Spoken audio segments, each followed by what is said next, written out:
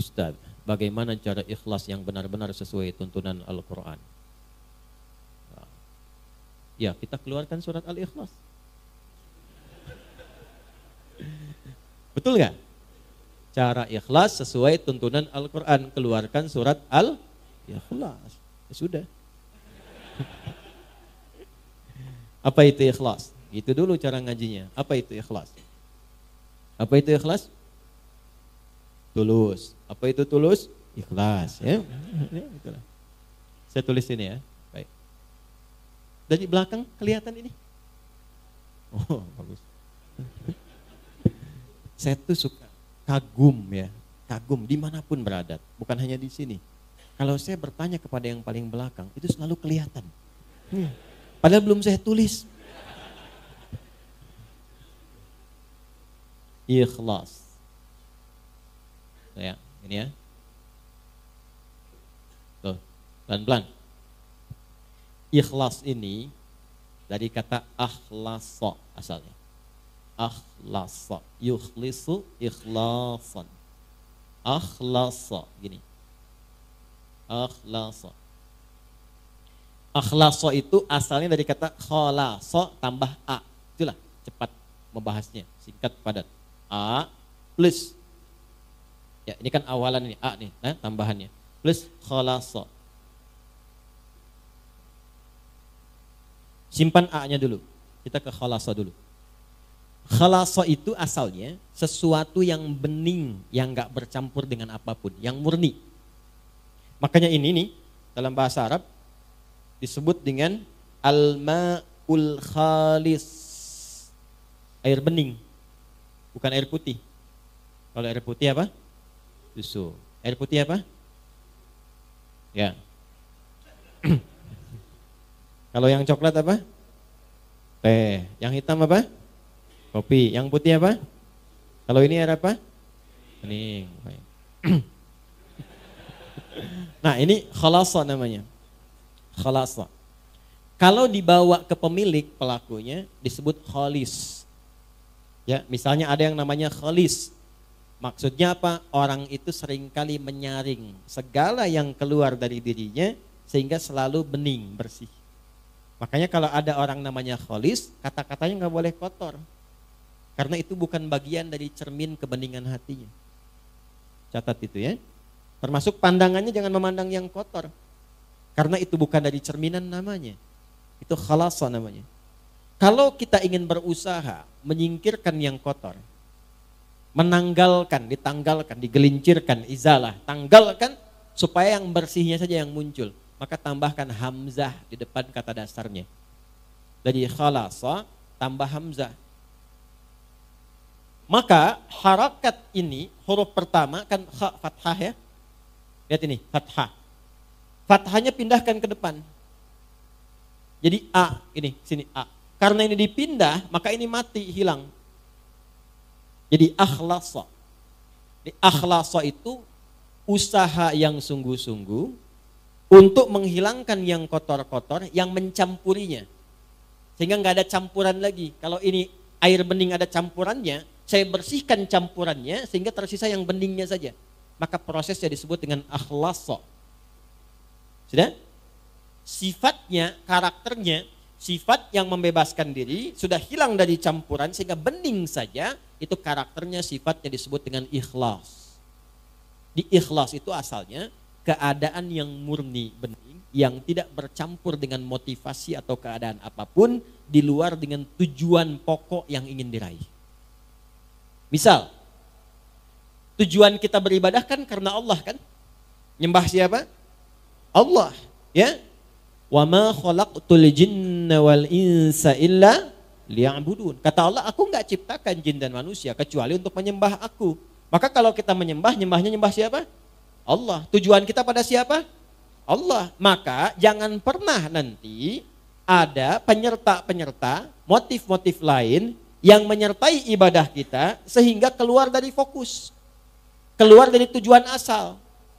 Karena tidak sedikit nanti ada orang yang ingin ibadahnya seharusnya dilihat Allah karena Allah. Ibadah yang dikerjakan karena ingin diperhatikan Allah sifatnya disebut ihsan namanya. An ta'budallaha ka'annaka tarahu fa illam takun tarahu fa innahu yarak. Hadis Muslim, hadis yang ke-8. Engkau berusaha menyembah Allah dan merasa diawasi sekalipun engkau tak mampu melihatnya. Itu ihsan namanya. Nah, ibadah yang ingin dilihat oleh makhluk bukan khalik disebut riya namanya. Riya. Imam mimpin. Bismillahirrahmanirrahim. Alhamdulillahi rabbil alamin. Maghrib, bagus. Bapak komen setelah sholat. Masya Allah Ustaz, tadi bagus sekali suaranya. Mudah-mudahan Ustaz dijaga. Isya ditambahin cengkoknya dikit. Karena pujian tadi. Alhamdulillahi rabbil alamin. Misalkan, karena tujuan untuk didengar oleh orang yang tadi. Atau ingin kelihatan oleh yang lain, saya pun bisa sholat berjamaah. Maka ingin dilihat disebut dengan riya, ingin didengar disebut dengan sum'ah. Itu yang menggeser dari ihsan. Fawailul lil musallin alladzina hum an salatihim sahun alladzina hum yuraun. Riya itu pengen dilihat orang. Bahasa kekiniannya pencitraan. Paham? Sedekah karena pencitraan. Bapak, ada masjid Miftahul Jannah di Gede Bage akan renovasi. Saya yang tanggung semuanya. Saya kasih 1 miliar, tapi tolong pasang spanduk dari Sabang sampai Merauke. Ini Haji Fulan, misal. Nah, itu riya namanya. Itu mencampur sesuatu dari yang pokok. Kalau kita ingin tepikan berusaha lillah, sifatnya disebut dengan ikhlas. Orang yang berusaha mewujudkan itu berusaha namanya mukhlis. Jamaknya mukhlisin. Nah, kita itu diperintahkan oleh Allah sepanjang ibadah usahakan yang ikhlas. Jadi usaha kita yang dilihat oleh Allah. Nanti Allah yang ngasih hasilnya. Orang yang berusaha untuk ikhlas disebut mukhlis, jamaknya mukhlisin. Turun surah Al-Bayyinah, surah 98 ayat 5. Wa ma umiru illa liya'budullaha mukhlishina lahud din. Kalau sudah dapat ikhlas itu diberikan oleh Allah dalam hati. Kalau sudah ada dalam hati, enggak pamrih. Dia enggak mikir apa-apa. Yang penting Allah ridha. Jadi walaupun dia ngasih ketahuan orang, dia udah gak peduli dengan orang. Jadi ada level seperti itu ada. Sudah gak ngaruh, mau muji, mau enggak. Kadang-kadang dia potong. Akhi, wah antum itu, udah. Itu mah rezekinya dia aja ditipin Allah sama saya. Kalimat itu sudah nyaman. Tertanam dalam jiwanya, fokus tujuan ibadah hanya lillah. Kalau sudah Allah berikan sifat ikhlas itu berubah dari mukhlis menjadi mukhlas. Ada ikhlas, ada mukhlis, ada mukhlas. Mukhlis, ada mukhlas. Kalau sudah mukhlas, maka tingkat ini adalah tingkat di antara yang tertinggi dari hamba Allah yang sulit ditembus oleh setan. Jadi setan itu kalau sudah ketemu orang mukhlas, dia sudah give up. Nyerah dia. Memang dia masih menggoda untuk menunaikan tugas gitu kan. Ya, tapi tugasnya menjadi formalitas karena nggak bisa ditembus. Itu sudah pengakuan setan sendiri. Ada di mana? Di surah 15 ayat ke-40. Nah, Quran surah Al-Hijr surah 15 ayat 40. Illa ibadaka minhumul mukhlasin. Ya Allah, aku akan goda setiap anak cucu Adam dari depan, dari belakang, dari kanan, dari kiri. Di kanan, kiri, depan, belakang itu setan datang. Ya, kenapa enggak dari atas? Karena atas itu adalah bagian dari Allah untuk memberikan bimbingan lewat malaikat. Kenapa enggak di bawah? Sudah dikubur. Kalau sudah dikubur, setan enggak goda lagi. Kalau setan masih menggoda mayit, kurang kerjaan setannya. Orang udah enggak ada beban ibadah kok masih digoda. Paham ya? Nah, inilah mukhlas. Kalau sudah jadi mukhlas, enggak bisa ditembus. Illa ibadaka minhumul mukhlasin. Kecuali hambamu yang mukhlas. Makanya suratnya surah 15. 15 itu Al-Hijr. Hijr itu benteng. Jadi kalau kita sudah ikhlas baik, punya benteng kita yang nggak bisa ditembus. Tetap digoda. Tapi bukan berarti selamanya akan begitu, masih dipertahankan. Pertahankan dengan apa? Dengan jalan. Apa jalannya? Jalan besar itu disebut syara. Konsepsinya disebut dengan syariat. Maka munculnya syariat. Jadi untuk ikhlas itu lewat syariat. Apa bentuknya? Nanti turunannya lewat ibadah.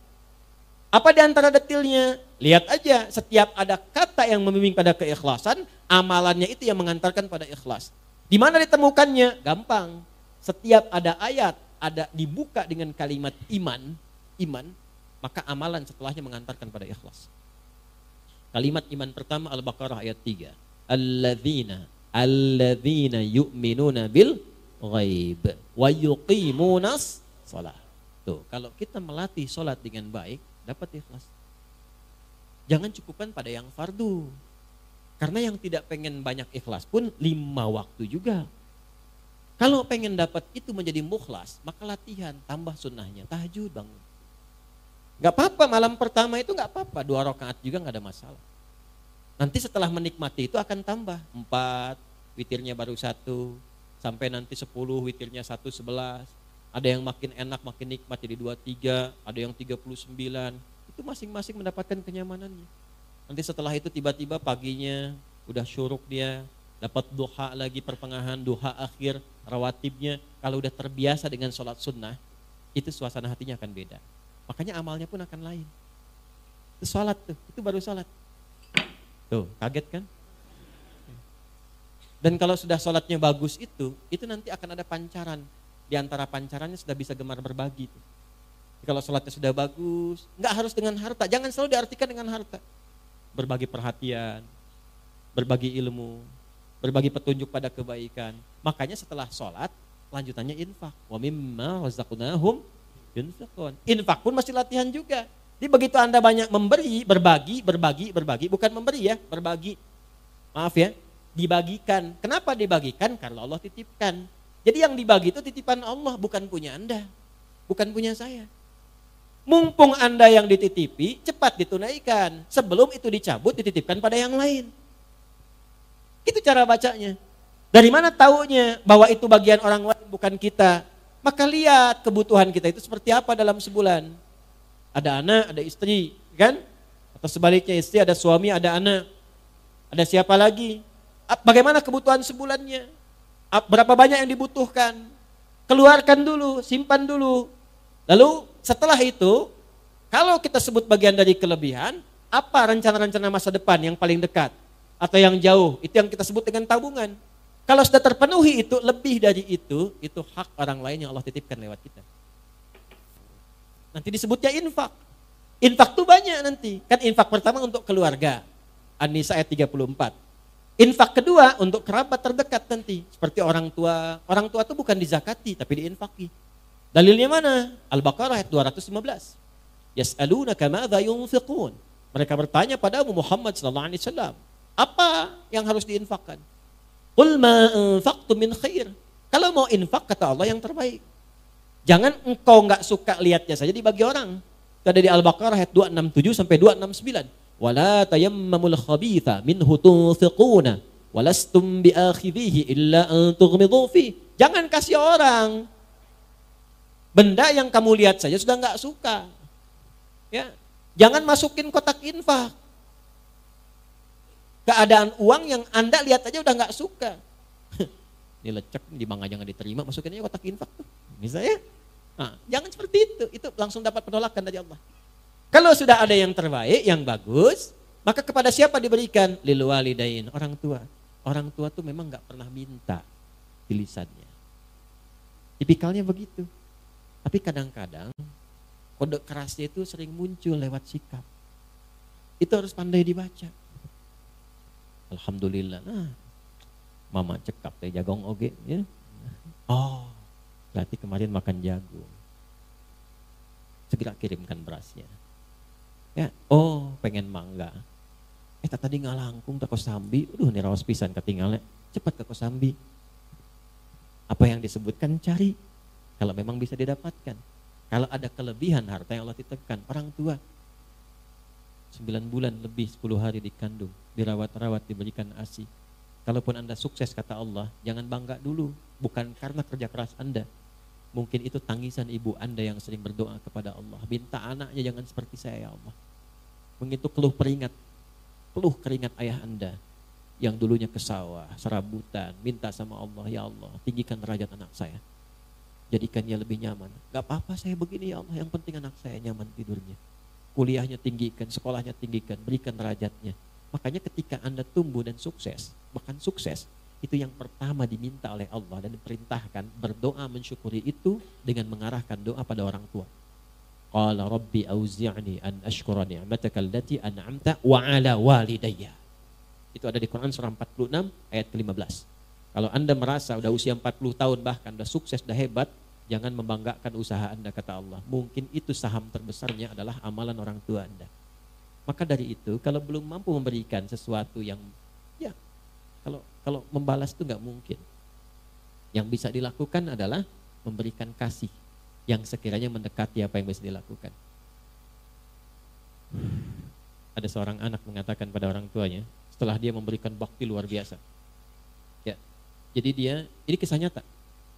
Saya tuh dulu waktu 90-an tuh masih banyak buku-buku bagus tuh. Sekarang tuh sudah nggak banyak maknanya gitu ya. Semua dicetak aja gitu.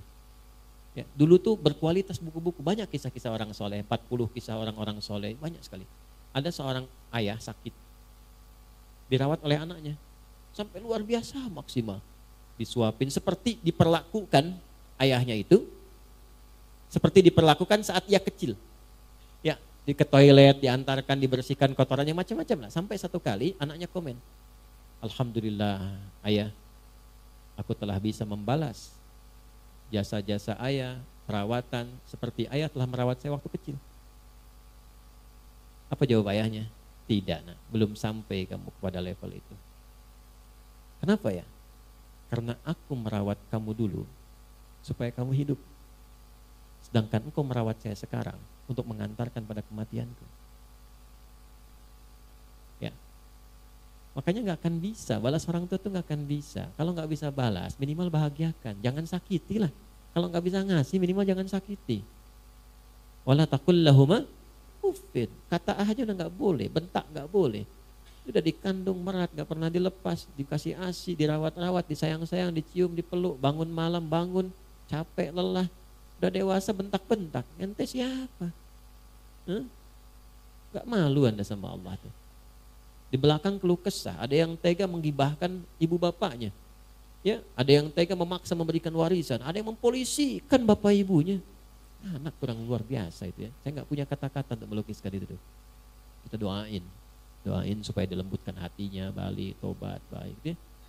Ya, saya nggak pernah mengajarkan untuk berbuat yang kotor. Ya, saya nggak pernah mengajarkan untuk mencela orang. Minimal kita doakan.